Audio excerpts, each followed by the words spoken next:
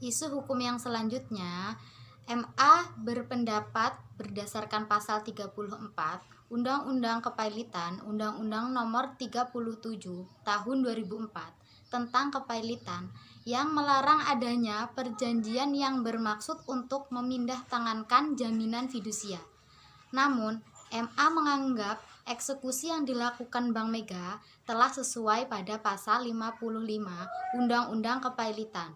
Undang-Undang Kepailitan yang mengatur bahwa pemegang jaminan fidusia boleh mengeksekusi seolah-olah tidak ada kepailitan. MA menafsirkan dari pasal 55 Undang-Undang Kepailitan bahwa yang tidak diperbolehkan pada pasal 34 Undang-Undang Kepailitan adalah melakukan perjanjian, sehingga bila perjanjian telah sempurna, maka pasal 55 Undang-Undang Kepailitan itu berlaku.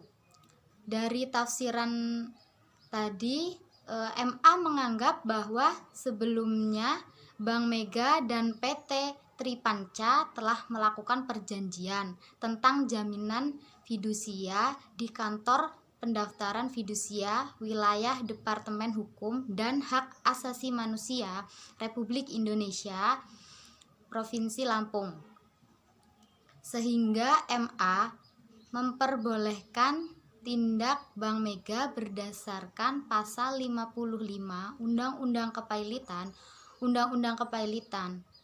Selain itu, MA juga mempertimbangkan atas posisi Bank Mega sebagai kreditur separatis dan preferen yang harus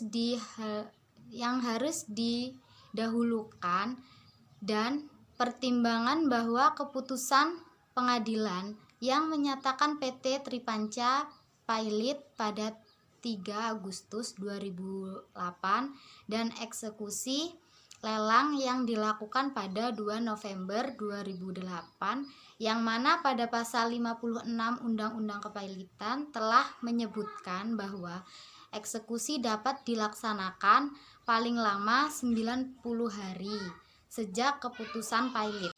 Pembahasan hukum yang dilanggar dalam masalah perbedaan penafsiran pasal 34 Undang-Undang Kepailitan oleh Pengadilan Niaga pada Pengadilan Negeri Jakarta Pusat dengan putusan Mahkamah Agung beserta penggunaan pasal 55 Undang-Undang Kepailitan pada putusan kasasi Mahkamah Agung.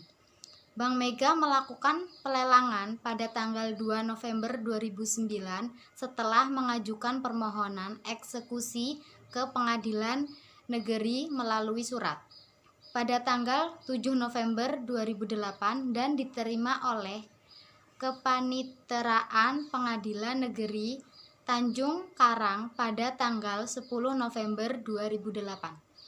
Bank Mega melakukan eksekusi tersebut melalui Kantor Pelayanan Kekayaan Negara dan Lelang atau KPNKL Tanjung Karang, Bandar Lampung.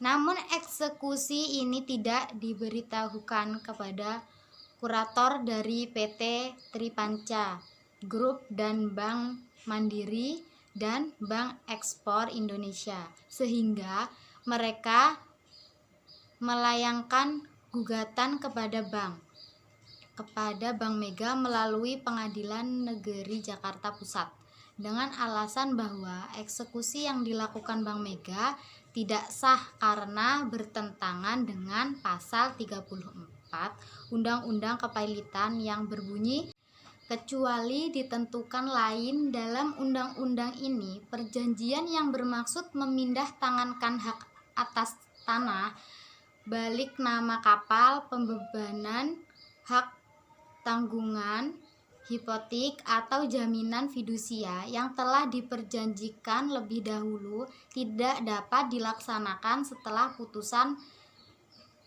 pernyataan pailit diucapkan. Dan Pengadilan Negeri Jakarta Pusat menerima gugatan tersebut dan memerintahkan Bank Mega memberikan dokumen-dokumen dan risalah lelang atas eksekusi kopi tersebut. serta mengalokasikan 5% dari hasil lelang ke pemohon, yaitu kurator PT Tripanca Group dan 5% kepada kredit yang lain, yaitu Bank Mandiri. Kemudian, Bank Mega melakukan kasasi ke Mahkamah Agung, dan Mahkamah Agung berpendapat bahwa walaupun terdapat ketentuan di pasal 34 Undang-Undang Kepailitan, namun juga harus mempertimbangkan ketentuan pasal 55 Undang-Undang Kepailitan yang mengatur bahwa pemegang jaminan fidusia dapat mengeksekusi hak-haknya seolah-olah tidak ada kepailitan.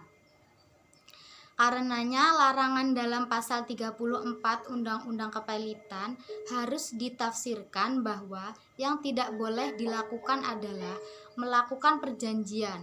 Sementara bila perjanjian telah sempurna, maka berlaku pasal 55 Undang-Undang Kepailitan. Dengan demikian, pelelangan atas objek jaminan fidusia tidak bertentangan dengan hukum.